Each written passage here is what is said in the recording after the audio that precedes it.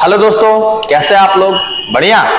तो दोस्तों, पिछला वीडियो में मैंने जो सेंटर टेस्ट का पेपर था वो डिस्कस मैं करा चुका हूं। तो दोस्त, चैप्टर वाइज ऑब्जेक्टिव डिस्कशन की जहां तक बात है, उसमें चैप्टर 3 में हम लोगों ने 40 क्वेश्चन का डिस्कशन करा था। और मेरा मानना यह है कि हर बच्चों को कम से कम एक चैप्टर से 100-125 सवाल डिस्कस करना चाहिए, तब जाके आपको हर तरह से किताब एनसीईआरटी के अंदर से क्वेश्चन भी निकाल के आप लोग कर सकते हैं। तो हमारा प्रयास आपके साथ जुड़ के यही रहेगा कि हर चैप्टर से जितने एनसीईआरटी में पॉसिबल ऑब्जेक्टिव क्वेश्चंस हैं वो सारे मैं आपके सामने लाके रख दूं और आप मजे से उसका आंसर कर सको। तो दोस्त, आज के वीडियो में मैं 40 के बाद आज के वीडियो में 45 क्वेश्चन का सेट आपके सामने डिस्कस करने जा रहा हूं। तो चलिए, कॉपी और पेन निकल के तैयार हो जाइए। मैं हूं प्रिंस सर और आप सभी का स्वागत करता हूं अपने और हमारे चैनल बूम बूम फिजिक्स पर। तो दोस्तों, कोई भी सवाल हो, किसी भी तरीके का डिस्कशन हो, पहले आप याद रखो, सवाल देखते समय तुरंत कॉपी लेके अपने से स्टार्ट हो जाओ कि अपने से करने का प्रयास करो, तुमसे हो पाता है कि नहीं हो पाता। तो ये सवाल देखो, नया सवाल है, मजेदार सवाल है। तांबे एक वोल्टामीटर, तांबे के एक वोल्टामीटर, सबसे बड़ी चीज, एक नई चीज आपको मिल गई यहां। वोल्टामीटर क्या है सर? क्या ये प्रिंटिंग मिस्टेक है? हम तो वोल्टमीटर पढ़े हैं। बिल्कुल नहीं दोस्त, वोल्टमीटर अलग होती है, वोल्टामीटर अलग होती है, दोनों चीजें अलग अलग होती हैं। आइए मैं थोड़ा इस पर चर्चा करता हूं। वोल्टमीटर आप लोगों ने पढ़ा होगा। वोल्टमीटर एक यंत्र होता है, एक ऐसा यंत्र होता है जो विभवांतर मापता है। जो क्या मापता है? विभवांतर मापता है। और वोल्टामीटर एक ऐसा यंत्र है जो धारा मापता है। सही क्या है? धारा कितना है, धारा के अंदर विद्युत आवेश कितना स्थित है, ये सारी चीजें मापने का काम करता है। और जनरली वोल्टामीटर का इस्तेमाल वैद्युत अपघट्य में धारा मापने के लिए किया जाता है। Remember this thing. Generally voltameter का इस्तेमाल कहां किया जाता है? वैद्युत अपघट्य में धारा मापने के लिए किया जाता है। ये वाला कंसेप्ट ओके है? आगे भी इस पर शायद प्रश्न है, वो भी मिलेगा आपको। बट इस सवाल पे आते हैं। वोल्टामीटर में 1.6 एम्पियर की धारा प्रवाहित होती है। चलिए बढ़िया, आई बराबर दे दिया 1.6 एम्पियर। कैथोड पर प्रति मिनट एकत्र होने वाले, अरे भाई प्रति मिनट, टाइम दे दिया 1 मिनट, और 1 मिनट को आप अगर कहेंगे तो 60 सेकंड होता है।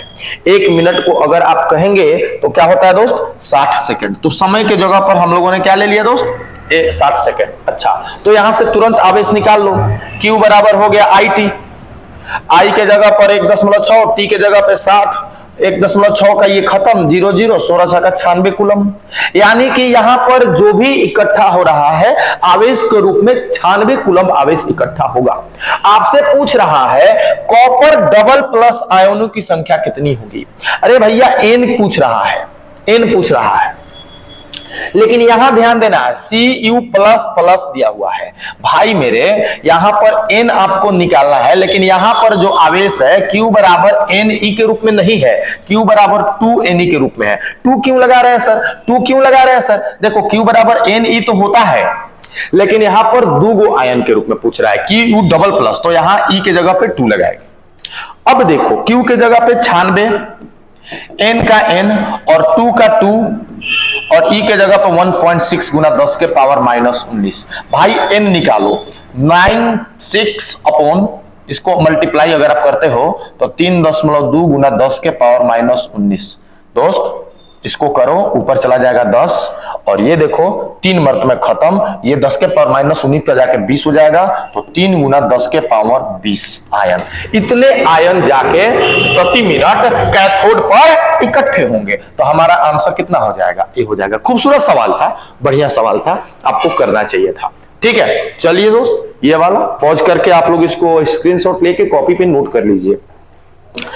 अगले सवाल की ओर बढ़ते हैं।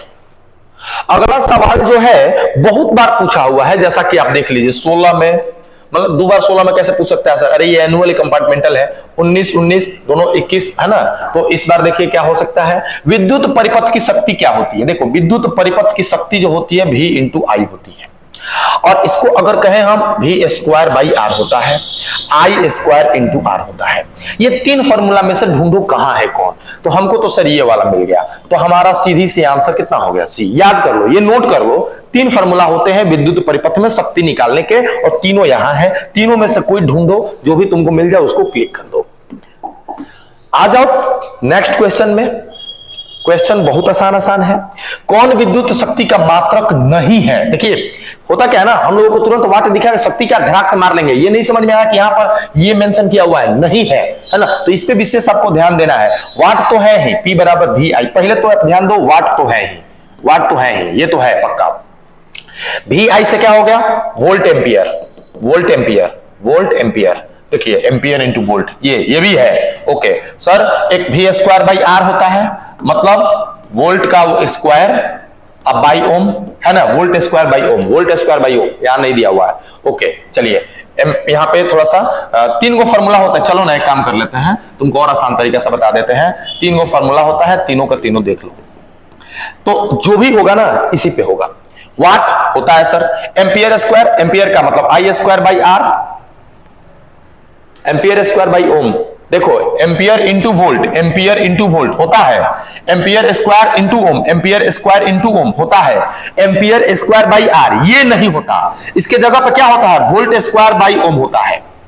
वोल्ट स्क्वायर बाई ओम होता ना तो सही हो सकता था, क्योंकि हमारा फॉर्मूला ये होता है भी वोल्ट स्क्वायर बाई आर का ओम, है ना। यहां बोल रहा है एम्पियर का स्क्वायर, मतलब कि एम्पियर का स्क्वायर धारा का वर्ग बटा में प्रतिरोध, ये पॉसिबल नहीं है, तो हमारा ये वाला कभी नहीं हो सकता। तो शक्ति का मात्रक नहीं है कौन, सी नंबर, एम्पियर स्क्वायर प्रति ओम।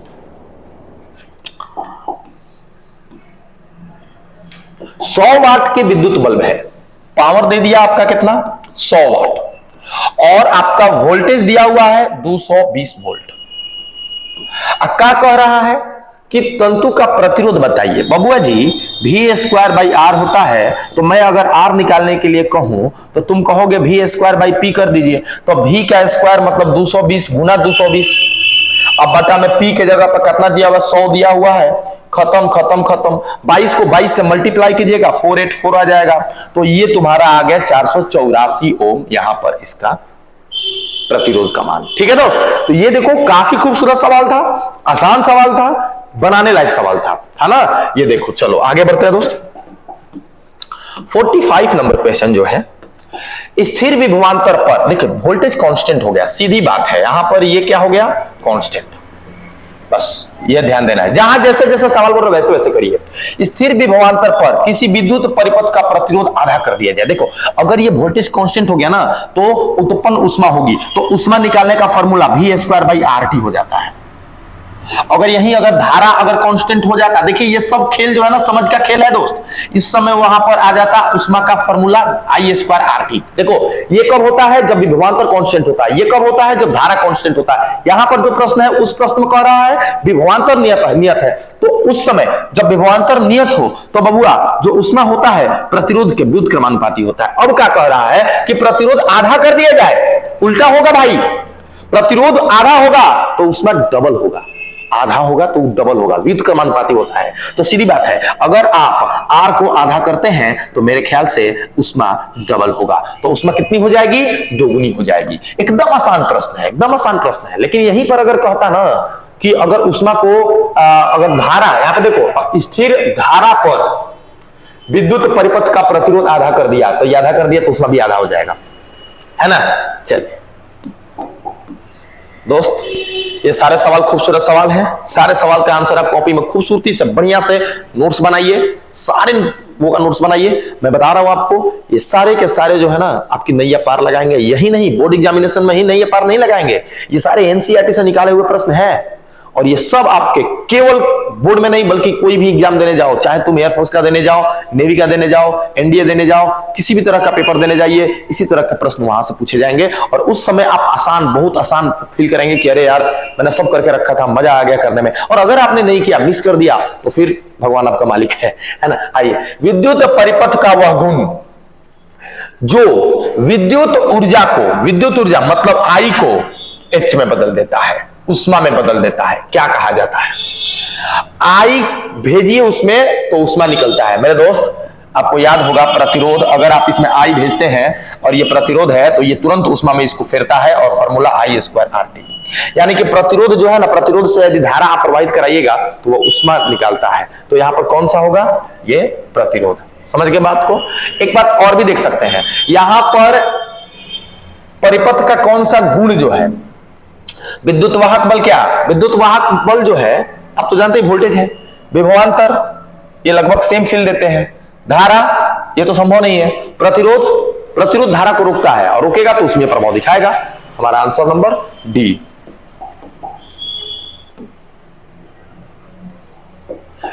दो वोल्ट विद्युत वाहक बल, मतलब ईएमएफ दे दिया 2 वोल्ट, खूब बढ़िया। सेल का, तो सेल की बात आ गई तो बाह्य प्रतिरोध नहीं होगा, आंतरिक प्रतिरोध की बात करेगा आगे, देखिएगा।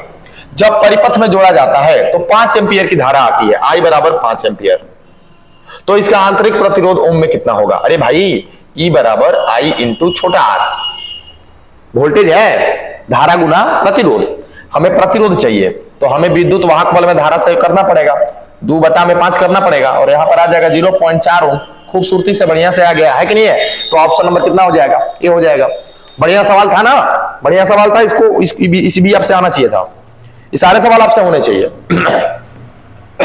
आइए 48 ओहो नियत विभवांतर, फिर से भी कांस्टेंट। अरे यार दोबारा क्वेश्चन रिपीट कर दिया, उस समय स्थिर, उस समय नियत। किसी विद्युतीय परिपथ में प्रतिरोध को आधा कर दिया, दत्त तेरी की, ऐसे में तो हमारा ये वाला रिलेशन स्टेब्लिश होता है क्योंकि भी कांस्टेंट है। तो ऐसे में क्या हो जाएगा, अगर आर आप आधा करते हैं तो आपको उसमें डबल हो जाएगा, तो उसमें क्या हो जाएगा? दोगुना हो जाएगा। सेम सवाल था। गले में खिचखिच, विक्स की गोली खाओ, खिचखिच दूर करो, है ना। मजेदार सवाल, विद्युत बल में 3% की बढ़ाई जाती है, विद्युत बल में धारा 3% बढ़ाई जाती है तो उसकी शक्ति कितनी बढ़ेगी? बढ़िया खूबसूरत सवाल है। धारा जो है 3% बढ़ा दी गई, पहले मान लो धारा I1 I थी तो उस समय तुम्हारा शक्ति जो होता था कितना होता था? I स्क्वायर R हुआ करता था। चलिए बढ़िया है। अब कह रहा है कि धारा को 3% बढ़ाइए, मतलब कि I में आप I का कितना परसेंट बढ़ा दीजिए? 3% बढ़ा दीजिए, तो 3% का मतलब होता है 3/100। मेरे ख्याल से दोस्त हो जाएगा 103, यानी कि 1.03 I। देखो इतना हो जाएगा, पहले I हुआ करता था, अब 1.03 I हुआ करेगा। तो अब हम इसको क्या करेंगे? अब निकालेंगे नया वाला जो हमारा आएगा, वो देखो I2 का स्क्वायर इंटू R। I2 का स्क्वायर मानो 1.03 स्क्वायर इंटू I, इसको करोगे, इसको करने पे 1.06 के आसपास आ जाएगा तुम्हारा, इंटू I, है ना। तो अब देखो भाई मेरे, यहां पे थोड़ा सा ध्यान देना, कर लेते थोड़ा। I2, हाँ ठीक है ना, I स्क्वायर, इतना I, इतना I, ठीक है। चलो समझ आया नहीं आया? ओके देखो, मैंने बोला कि P2 जब निकालोगे वो I2 का स्क्वायर इंटू R, और I2 की जगह पर इतना है तो 1.03 I को जब तुम स्क्वायर करोगे इंटू R, तो इतना को करने के बाद आ जाएगा 1.06 I स्क्वायर R। तो I स्क्वायर R कितना है? I स्क्वायर R तो P बोले हो, तो ठीक है सर, हम इसको अभी भी बोल देंगे 1.06 P। मुझे परसेंट चेंज निकालना है, तो परसेंट चेंज अगर निकालने होगी, प्रतिशत वृद्धि अगर मुझे निकालनी होगी, तो मैं क्या करूंगा? P2 माइनस P1 करूंगा, अब बटा में P1 से भागा देके 100 से मल्टीप्लाई, तो वहां पे देखो 1.06 P माइनस P, क्योंकि P1 कितना है? पहले वाला P है, अब बटा में हो जाएगा P, अब फिर मल्टीप्लाई कर देंगे किससे? 100 से।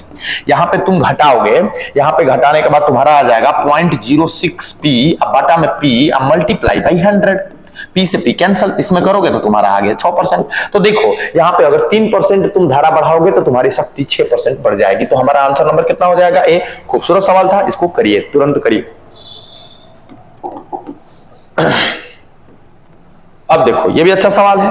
एक तार की लंबाई को खींच कर दोगुना कर दिया गया, देखो खींच कर दोगुना कर दिया गया, ऐसा तो प्रतिरोध का होता है ρ इंटू L बाई ए, है ना। अब कह दिया कि खींच के दोगुना कर दिया गया, तो नया वाला जो प्रतिरोध होगा ना, रो का रो तो नहीं बदलने वाला, पदार्थ वही है, पदार्थ अगर वही है तो कुछ भी कर लो उसके साथ, रो का वैल्यू नहीं बदलेगा।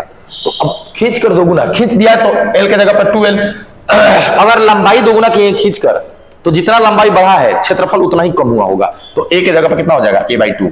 तो दोस्त 2 दूनी का 4 रो L अपॉन A 4 इंटू ये पहले का है प्रतिरोध 4R, तो पहले से 4 गुना बढ़ जाएगा, हमारा नया वाला प्रतिरोध जो है कितना हो जाएगा 4R हो जाएगा। खूबसूरत सवाल था, बढ़िया सवाल था। एक तार की लंबाई को खींचकर दोगुना किया गया था, तो खींचने के पूर्व इसका प्रतिरोध यदि R है तो खींचने के बाद इसका प्रतिरोध कितना होगा, तो डबल 4 टाइम्स इंक्रीज कर जाएगा। विभवांतर की शुद्ध माप के लिए आप किसे पसंद करेंगे? देखो, विभवांतर अगर तुमको एग्जैक्ट मापना है तो तुमको तो पहले वोल्ट मीटर नहीं लेना पड़ेगा, वोल्ट मीटर अप्रोक्स देता है, तुमको लेना पड़ेगा विभवमापी, और विभवमापी वही तुमको एग्जैक्ट बढ़िया मेजरमेंट देगा जिसमें प्रतिरोध कम होगा। तो विभवमापी में किसका प्रतिरोध कम है? देखो यहां पे सवाल पढ़ो, शुद्ध माप चाहिए तो कौन सा विभवमापी लेना होगा, कौन सा जिसमें प्रतिरोध कम होगा? कम किसमें है? 50। तो हमारा आंसर नंबर कौन सा हो जाएगा? ए। बहुत सिंपल सवाल था। यहां देखो खूबसूरत चीज है, एक फैराडे किसके बराबर होता है? एक फैराडे, फैराडे और फैराड अलग अलग है।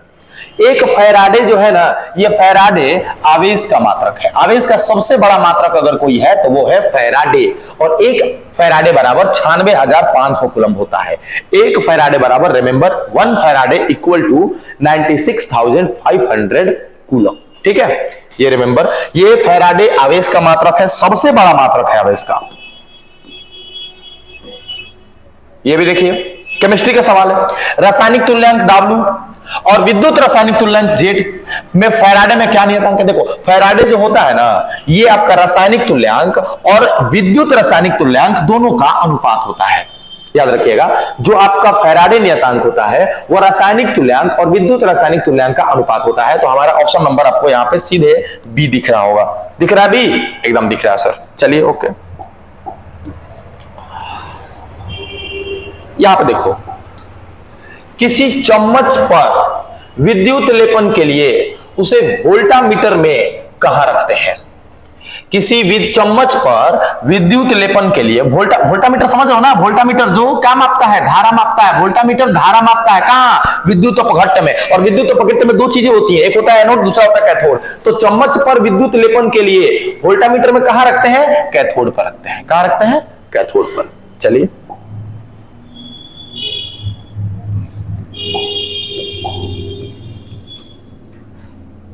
आइए ये देखिए, अनेक वोल्टामीटरों, वोल्टामीटर सारे वोल्टामीटर धारा मापने वाले, समान धारा आई को समान समय के लिए प्रवाहित किया जाता है यदि इलेक्ट्रॉन पर निक्षेपित पदार्थ द्रव्यमान m और इसका विद्युत रासायनिक तुल्यांक Z हो तो उनमें क्या रिलेशन होता है? याद रखिएगा, ZIT को जब द्रव्यमान से भागा दीजिएगा तो यह हमेशा एक कांस्टेंट आता है, ZI2 को जब द्रव्यमान से भाग दीजिएगा तो एक नियतांक आता है। और ढूंढिए आप इसमें, तो ऑप्शन नंबर आपको ए मिलेगा।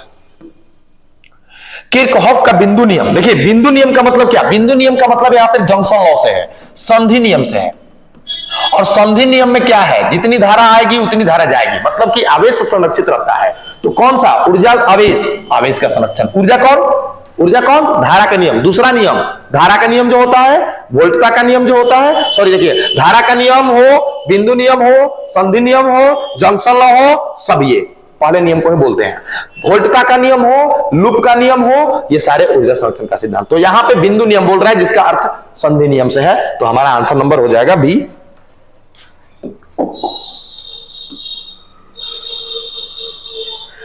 परिपथ का गुण जो विद्युतीय ऊर्जा को ताप में बदलता है। सेम सवाल रिपीट कर रहा है, रिपीट कर रहा है, रिपीट कर रहा है ना? जो आई दे और आपको एच निकाले, तो H equal to I square R T. ये काम कौन करता है? आर करता है। तो हमारा यहां पे आंसर हो जाएगा प्रतिरोध। अब देखो यहां पे, किसी चालक में विद्युत धारा के प्रवाह का क्या कारण होता है? ये रॉड है और यहां से यहां तक मुझे धारा अगर ले जाना है, तो अगर मुझे यहां से धारा ले जाना है ना, तो एक काम करना पड़ेगा, इन दोनों टर्मिनल के बीच में आपको विभवांतर उत्पन्न करना पड़ेगा। जब तक विभवांतर दो बिंदुओं के बीच में नहीं होगा ना, तब तक आप वहां से धारा का प्रवाह करा ही नहीं पाओगे। तो एकदम दिमाग में ये बात को बिठा लो कि विभवांतर होगा तभी धारा प्रवाहित होगा। तो चालक में विद्युत धारा के प्रवाह का मेन जो रीजन होता है, विद्युत विभव में अंतर, जिसको विभवांतर कहा जाता है। विद्युतीय प्रतिरोधकता रो के बारे में बात कर रहा है दोस्त। आर बराबर क्या होता है? रो इंटू एल अपॉन ए। पढ़ा आपने? पढ़ा सर। रो निकालो यहां से, तो आ जाएगा आपका R into A upon L. R का हो जाता है ओम, ए का हो जाता है मीटर स्क्वायर, क्षेत्रफल है, लंबाई का मीटर, मीटर से मीटर को करो कैंसल और आपके पास बच जाएगा ओम मीटर। ढूंढो कहां है? Option number A. कोई दिक्कत? कोई दिक्कत नहीं सर, सारे सवाल मुझे आ रहे हैं, सबका आंसर होना चाहिए यही, सारे सवाल मुझे आ रहे हैं, सारे सब कॉपी से ही पूछ रहा है सर, सारे के सारे। आपको एक एक ओम के 3 प्रतिरोध दिए गए, खूब बढ़िया। आपको एक एक ओम के कितने प्रतिरोध दिए? 3 प्रतिरोध दिए। इनके संयोजन से न्यूनतम प्रतिरोध क्या किया जा सकता है? प्रतिरोध को अगर तुमको न्यूनतम प्राप्त करना है तो मैंने क्लास में बताया है और आपने जहां भी पढ़ा होगा वहां पे बताया गया होगा। अगर आप प्रतिरोध से अधिकतम प्राप्त करना चाहते हैं श्रेणी क्रम में जोड़िए, अगर आप उसको न्यूनतम जोड़ना चाहते हैं समांतर क्रम में जोड़िए। तो यहां पे न्यूनतम प्राप्त करना है तो हम क्या करेंगे? न्यूनतम प्राप्त करने के लिए उसको समांतर क्रम में जोड़ेंगे, ऐसे। और जब ऐसे करोगे ना सारे 1 ओम, सारे के सारे 1 ओम, तो मुझे इसको क्या करना पड़ेगा? 1/r equal to 1/1 1/1 1/1 3। So r equivalent equal to कितना भैया? कितना हो जाएगा? 1/3। सो ये 1/r है ना, वहां 3 है, पलटेंगे, ये भी पलटेंगे, 1/3 हो जाएगा और आंसर आपका हो जाएगा कितना? D। देखो इसमें मैक्सिमम जो आएगा ना वो 3 आएगा, r1 plus r2 plus r3 3, और न्यूनतम आएगा 1/3। चलो अधिकतम पूछता तो 3 आंसर हो जाता। प्रतिरोधक का मात्रक क्या है? धत्तेरी की क्या सर पूछ रहे हैं? प्रतिरोध R V/I। अरे भाई वोल्ट पर एम्पियर, वोल्ट पर एम्पियर, और इसी को क्या कहा जाता है? ओम कहा जाता है। ठीक है, ये क्या था सवाल सर, इतना आसान? चलो देखो यहां पर एक ही पदार्थ के बने 2 तार A और B, एक ही पदार्थ के हैं, मतलब बोल दिया ना कि रो सेम है। एक ही पदार्थ का बोलने का इसका तात्पर्य है कि इसकी प्रतिरोधकता नहीं बदलेगी। ए का व्यास बी के व्यास से दोगुना है। ए का व्यास दुक दुक दुक दुक दुक दुक दुक दुक, ये ए है, दुक दुक दुक दुक दुक दुक दुक दुक दुक दुक, ये बी है। क्या कह रहा? ए का व्यास बी के व्यास से दोगुना है, और जब ए का व्यास बी के व्यास से दोगुना है तो इसकी त्रिज्या भी डबल होगी और इसकी त्रिज्या आधी होगी, है कि नहीं है? देखो दोगुना है ना, व्यास जब दोगुना है ना, ए का व्यास बी से दोगुना है, अगर इसका व्यास दोगुना है तो इसकी त्रिज्या भी दोगुनी होगी, तो इसका क्षेत्रफल कितना होगा? पाई इंटू r स्क्वायर होता है। r की जगह पर 2r रखोगे तो 2 का भी स्क्वायर कर दोगे 4। तो माने अगर इसका पाई r स्क्वायर है, अगर इसका एरिया a है तो इसका क्षेत्रफल 4a हो जाएगा। इसका क्षेत्रफल कितना हो जाएगा? 4a। तो देख दोस्त अब क्या कह रहा है, तो a का प्रतिरोध b की तुलना में कितनी होगी? तो इसका प्रतिरोध निकालते हैं, रो इंटू, है ना, लंबाई समान ही है, l कांस्टेंट, दोनों सेम है, l बाई एरिया कितना इसका? 4a। इसका बोलो रो इंटू एल बाई ए। तो मुझे ऐसा लगता है कि ये वाली चीज जो आप देख रहे हैं ये इसका है, इसको ए बोल देते हैं, इसको बी बोल देते हैं, ये बी वाले का है। अब I4 मतलब कि क्या बबुआ? मतलब कि ये कि सर ए का जो प्रतिरोध होगा वो बी के प्रतिरोध का चौथाई होगा। ए का प्रतिरोध बी के प्रतिरोध का क्या होगा? चौथाई होगा। सिंपल, बहुत सवाल आसान है, सवाल में दम ही नहीं है, सवाल में एक्चुअली दम ही नहीं है। चलिए विद्युत हीटर में किस चीज का इस्तेमाल किया जाता है? याद है, अगर आपने वीडियो देखा होगा तो समझ में आएगा, डायरेक्ट नाइक्रोम का। मैंने बोला था नाइक्रोम का, वो भी 80-20 वाला, है ना, 80-20 का। इसमें 80% होता है नाइक्रोम और ये होता है क्रोमियम ऑक्साइड 20%, है ना।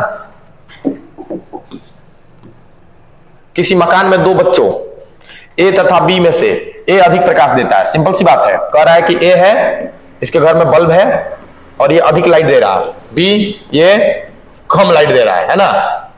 तो दोनों में किसका प्रतिरोध अधिक है? अरे भाई सीधी बात है कि अगर तुम्हारे पास प्रतिरोध, ये लाइट ज्यादा दे रहा है मतलब धारा ज्यादा दे रहा होगा, तो सीधी बात है प्रतिरोध इसका कम होगा।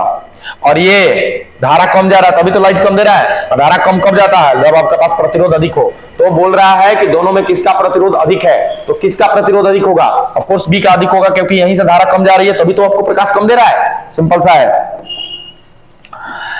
यहां पे 62 नंबर देखो, खूबसूरत सवाल है। 210 वाट पावर दे दिया आपको, 210 वाट, खूबसूरत, ठीक है ना। ओके, 5 मिनट में टाइम भी दे दिया 5 मिनट। अरे भाई 5 मिनट को बदल डालो तुम तो हो जाएगा 300 सेकंड। खूबसूरत सवाल। कितने कैलोरी उसमें देगी? अरे भाई उसमें होती है क्यू, और क्यूब होता है शक्ति में समय से करो गुणा, तो हो गया 210, और 210 में करो 300 से मल्टीप्लाई, तो हो जाएगा भैया 21 थी 63,000 कैलोरी। तो हमारा आंसर नंबर हो जाएगा सी। भले ही यहाँ ए लिखा हो, इसको मारो गोली और आंसर हो जाएगा तुम्हारा यहां पर सी। चलिए दोस्त 66 में आते हैं। तिनिक तिनताना वो धुन तो बजाना, नहीं बजाएंगे। क्रमशः 2 ओम और 4 ओम के 2 प्रतिरोध हैं, ठीक है। 2 ओम ए और बी के समांतर परिपथ में एक, ठीक है, 2 तो उष्मा का अनुपात क्या होगा? एक ही विद्युत धारा प्रवाहित हो रही है भैया जी, सुपरहीट, H बराबर I स्क्वायर RT। समझ रहे हो भैया? समझ रहे हो? ये कब होता है? जब I कांस्टेंट है, I कांस्टेंट। जब I कांस्टेंट होती है ना लाला मोरे, तो H और R समानुपाती हो जाते हैं। तो यहां पर जो उष्मा आएगी वो 2:4 ही आएगी। 1 क्या बोल रहा है फिर से देख लो। समांतर एक विद्युत धारा प्रवाहित होती है, 2 ओम 4 ओम 2 प्रतिरोध ए और बी समांतर परिपथ में से होकर। छिक छिक छिक छिक छिक छिक छिक छिक छिक छिक छिक छिक छिक छिक। गलती हो गया ना सर? गलती हो गया ना? आप तो बोल रहे गलती नहीं है, गलती समांतर। यहां देखो समांतर बोल रहा है, और समांतर में वोल्टेज कांस्टेंट होता है। और जब वोल्टेज कांस्टेंट होता है ना सर, तो यहां पर जो आपकी ऊष्मा होती है प्रतिरोध के उल्टी हो जाती है। तो यहां पर एच ए अनुपात एच बी जो होगा दोस्तों, वो आर बी अनुपात आर एक के बराबर हो जाएगा। आर बी हमारा 4 है, आर ए हमारा 2 है, तो हमारा आंसर 2:1 हो जाएगा। ले लो, ठीक है। चल भैया, कौन सा क्वेश्चन? Question number 67। यदि 60 वाट और 40 वाट का बल्ब श्रेणी क्रम में जुड़े हो तो कौन सा अधिक प्रकाश देगा? तो भैया प्रकाश वही देगा ज्यादा अगर श्रेणी क्रम में आपने जोड़ा है जिसमें धारा ज्यादा जाएगी, जिसमें धारा ज्यादा जाएगी। और धारा किस में ज्यादा है? धारा किस में ज्यादा जा रहा है? देखिए ध्यान से, ओहो, धारा किस में ज्यादा जाएगा?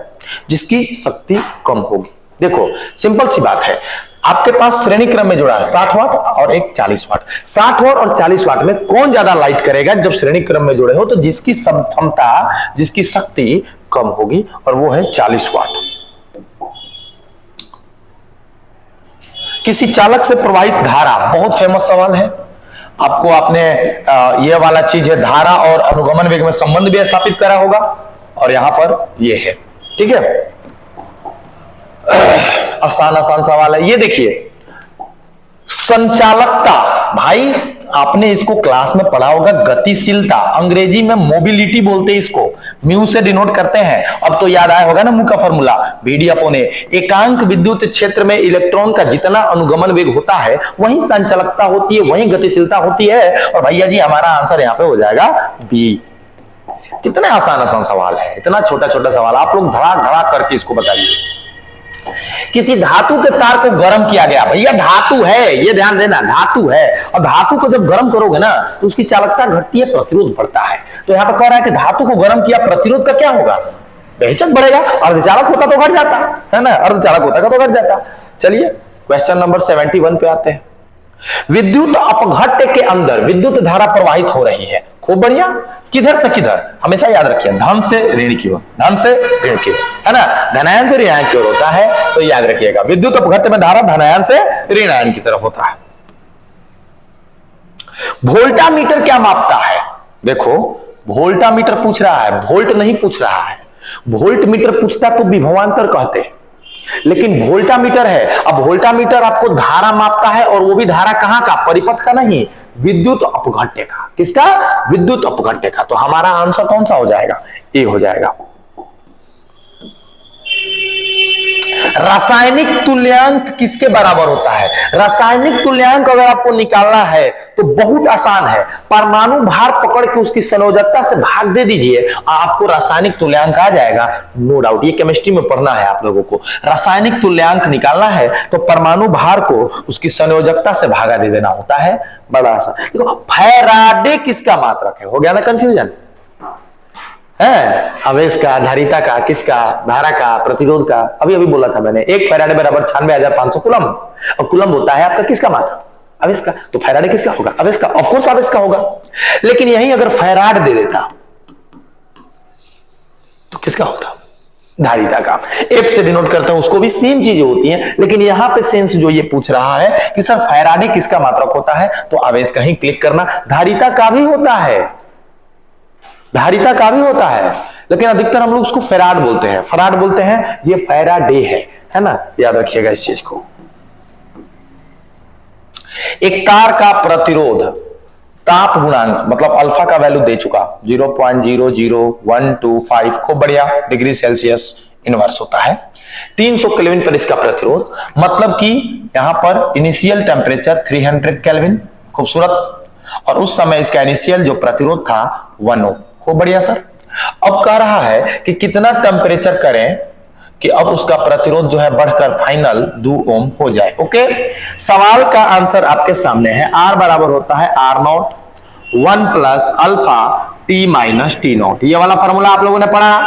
आर के जगह पे 2, R0 के जगह पे 1 प्लस अल्फा के जगह पे आपको तो मालूम है, अल्फा के जगह पे 0.00125 और टी निकालना है और टी नॉट दे रखा है 300। ओके सर, ये आ जाएगा इधर भागा में तो हो जाएगा 2, और ये प्लस में है इधर आके हो जाएगा माइनस, तो 2 माइनस 1 बराबर, यहां पे देखो ना, यहां पे हो जाएगा 125, अब बटा में 1 के ऊपर 5 गो 0,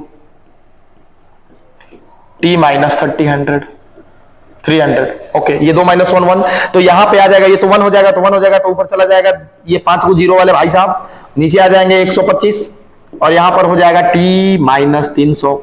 जरा इसमें भाग देके देखो, कटेगा और कट के आएगा 800, करके कितना आएगा 800, 800 बराबर टी माइनस 300, और ये माइनस 300 उठा के लाओ, यहाँ पे प्लस में आ जाएगा, तो टी बराबर 8 3 है 1100 केल्विन। तो आपका 2 अगर ओम करना है, 1 ओम से बढ़ाकर 2 ओम करना है, तो आपको तापमान 300 से बढ़ा के 1100 करना पड़ेगा, और हमारा आंसर हो जाएगा कौन सा भैया, बी हो जाएगा। कितना फॉर्मूला बेस्ड सवाल है, आसान सवाल है, करना है केवल आपको। 2 प्रतिरोध समांतर क्रम में जुड़े हैं, खूब बढ़िया, उनका तुल्य प्रतिरोध 1.2 है, मतलब कि पैरेलल में है, और इनका प्रतिरोध 1.2 है। जब इनमें से एगो टूट जाता है, मतलब एगो प्रतिरोध खत्म हो जाता है, उस समय 2, मतलब कि उस समय एक उसमें से एगो का मान 2 दे दिया, तो दूसरे का मान बताओ भैया जी। 1/Rp जो है वो आया होगा 1/R1 प्लस 1/R2 करने के बाद ही तो आया होगा समांतर क्रम में। 1/Rp मतलब 1/2, और यहां पर 1/R1 मतलब ये, और 1/R2 निकालना है तो x मान लो। x क्यों माने सर, डायरेक्ट R2 निकाले ना, मैथ थोड़ी पढ़ रहे हैं कि x मानेंगे, मान भी सकते हो नहीं भी मान सकते हो। 1/R2 बराबर अगर तुमको लेना है तो 1 इसको 10 हटाओगे तो ऊपर 10 चला जाएगा, तो 10/12, अगर हटाओ में 1/2, ले लो 12, और यहाँ पे हो गया 10, ये हो गया 6, ले लो 4/12, यहाँ आ गया 1/3, तो R2 के जगह पे आ गया 3, तो आपका जो R2 है, जो दूसरा वाला तार का जो टूट गया, उसका प्रतिरोध 3 ओम होगा। तो हमारा आंसर नंबर कितना हो जाएगा, सी हो जाएगा। इसको करो पॉज और ले लो स्क्रीनशॉट। चलिए दोस्त 77, वैद्युत अपघटन में क्या होता है। वैद्युत अपघटन में क्या होता है, ऋणायन जो होते हैं वो एनोड पर इकट्ठा होते हैं, और धनायन जो होते हैं कैथोड पर इकट्ठा होते हैं। तो हमारा आंसर भी इस पर कौन हो जाएगा, ये हो जाएगा। बेहद आसान सवाल है ये। 78 नंबर क्वेश्चन, वैद्युत अपघट्य के लिए क्या प्रयुक्त होता है। अरे वैद्युत अपघट्य होता है बैटरी में, सेल में, और सेल के भीतर होता है कौन सी धारा, दिष्ट धारा। तो बेहिचक आप दिष्ट धारा को क्लिक करिए। देखिए 4 प्रतिरोधक कुंडलियां, जिसमें प्रत्येक का प्रतिरोध 4 ओम है, समांतर क्रम में जोड़ दिया गया, कोई दिक्कत नहीं है, सेम है ना। तो R इक्विवेलेंट जो हो जाती है ना, वो आपका कितना है, 4 प्रतिरोध कुंडली जिसमें प्रतिरोध का 4 ओम है, समांतर क्रम में जोड़ी गई है, उनका संयुक्त प्रतिरोध कितना होगा।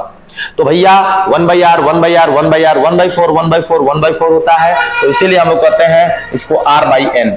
तो देखो R कितना है, 4, और कितने हैं, संख्या में कितने हैं, 4, 4/4 1 ओम। तो हमारा आंसर कितना हो जाएगा, ए नंबर हो जाएगा। यही अगर श्रेणी में जुड़ा होता तो कितना हो जाता, R इक्विवेलेंट NR हो जाता, ऐसे हो जाता।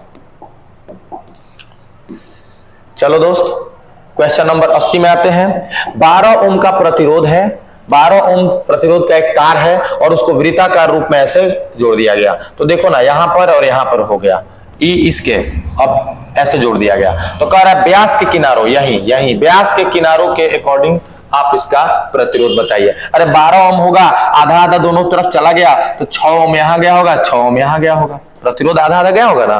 प्रतिरोध अभी दोनों समांतर क्रम में है, तो 1/R इक्विवेलेंट निकाल लेते हैं भैया। 1/6 प्लस 1/6, और 1/6 करेंगे 2/6, 2/6 का मतलब होता है 1/3, और R इक्विवेलेंट किसके बराबर आ गया, 3 के बराबर आ गया। कितना आसानी से आपको निकल रहा है यहाँ पे।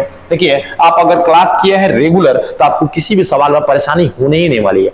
मजे से सारे सवाल कर लीजिएगा, चुटकी बजा के 70 सवाल एग्जाम में आने वाले हैं। मैं वादा करता हूं 70 में 69 तुम नहीं करोगे, 35 ही करना है बेटा, 35 तो पक्का कर लोगे हिला के, है कि नहीं। चलो आ जाओ, बढ़ जाओ आगे। यहां पर देखो ये कई बार रिपीट हो चुका है, देखो 16-20 में भी आ चुका है बहुत बार। इलेक्ट्रॉन वोल्ट द्वारा मापा जाता है भैया, इलेक्ट्रॉन वोल्ट। ये Q है, ये वोल्टेज V है। Q इंटू V क्या होता है, W होता है। W क्या है, कार्य, और कार्य ही ऊर्जा, ऊर्जा ही उष्मा, तो तीनों का मात्रक होता है इलेक्ट्रॉन वोल्ट। ढूंढो कौन है यहाँ पर, आवेश है, ऊर्जा है, विभवांतर धारा, कौन सा होगा यहाँ पर, ऊर्जा। 82 नंबर क्वेश्चन देखो, विद्युत वाहक बल की ईमा क्या है। अरे भैया विद्युत वाहक बल क्या, विद्युत वाहक बल माने ईएमएफ, ईएमएफ माने क्या, वोल्टेज, वोल्टेज माने क्या, W/Q, है कि नहीं है, है कि नहीं है। mL2T-2 और यहां पे ले लो Q का AT। भैया जी एकदम लॉलीपॉप है, mL2T-3A-1। ढूंढो ढूंढो ढूंढो ढूंढो ढूंढो ढूंढो, कहां है, mL2T-3A-1 ऑप्शन नंबर डी। कई एक बार ये सारे सवाल आपको मिल चुके हैं। अगर रेगुलर आप वीडियो देखते रहेंगे तो आपको एक ऐसा समय आएगा ना जब आप लास्ट वाला वीडियो देखिएगा, सारा 15-16 वीडियो देखने के बाद मालूम चलेगा कि कलम की जरूरत किसी में नहीं है। आंसर देख रहे हैं और आ रहा है, आंसर देख रहे हैं और आ रहा है ना। प्रैक्टिस का मजा ही कुछ और होता है, प्रैक्टिस यही तो होती है। प्रैक्टिस का मतलब क्या, इतना ना प्रैक्टिस कर लिया ना कि 5 मिनट में दौड़ बनानी है तुमको बिहार पुलिस की, या 5 मिनट में तुमको आर्मी की दौड़ बनानी है, एयरफोर्स की बनानी है। 5 मिनट प्रैक्टिस करो, प्रैक्टिस करोगे ना 5 मिनट में, 4 मिनट में करने की प्रैक्टिस कर रहे हो, 5 मिनट तुम्हारे लिए बबुआ का खिलौना लगने लगेगा। इतना ना सारा बार बार क्वेश्चन देख लो ना बेटा, इतनी बार ना देख लो ये तुम्हारे लिए हलवा लगने लगेगा, समझ रहे हो। देखो ये सवाल कितना हलवा लगेगा। अरे भाई इतना ओम का एक प्रतिरोध को 1 मोगा, बाप रे बाप, इतना छोटा सा प्रतिरोध इतने बड़े के साथ, खूब बढ़िया। समांतर क्रम में देखो, समांतर क्रम में यदि कोई चीज को जोड़ते हो तो जो भी इक्विवेलेंट आएगा, जो भी जोड़ने के बाद आएगा, जिनको जोड़ा है ना आपने, जैसे R1 और R2 को हमने जोड़ा और R1 और R2 को जोड़ने के बाद मेरा R आया, तो ये R जो आएगा ना इससे भी कम होगा, इससे भी कम होगा। कब, जब ये समांतर क्रम में जुड़े हो। और अगर ये श्रेणी क्रम में जुड़े होंगे तो ये R इन दोनों से बड़ा होगा।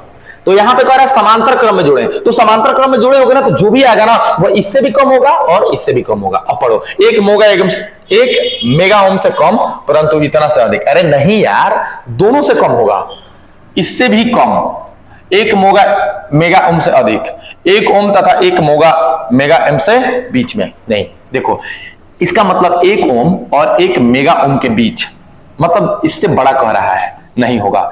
1 मेगा ओम से अधिक नहीं होगा, 1 मेगा ओम से कम, इससे अधिक नहीं होगा। ऑफ कोर्स इससे कम होगा, जब इससे कम हो गया ना तो 1 मेगा ओम से तो कम हो ही ना गया, तो हमारा सही आंसर कौन होगा, बी होगा।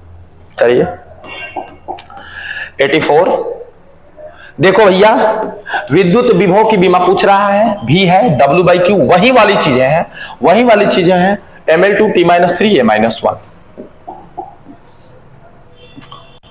85 निश्चित द्रव्यमान के चांदी के एक टुकड़े का तार बनाना है, लंबाई L है, अनुप्रस्थ काट का क्षेत्रफल A है, न्यूनतम प्रतिरोध रखना है। भैया न्यूनतम प्रतिरोध रखना है, तो अगर न्यूनतम प्रतिरोध रखना है तुमको तो मैं आपको बता दूं ρ इंटू L/A होता है। तो न्यूनतम प्रतिरोध रखने के लिए आपको L को मिनिमम रखना पड़ेगा और A को मैक्सिमम रखना पड़ेगा। तो देखो ऑप्शन में ढूंढो, L सबसे कम किस में है, L 2N L/2 यहां है।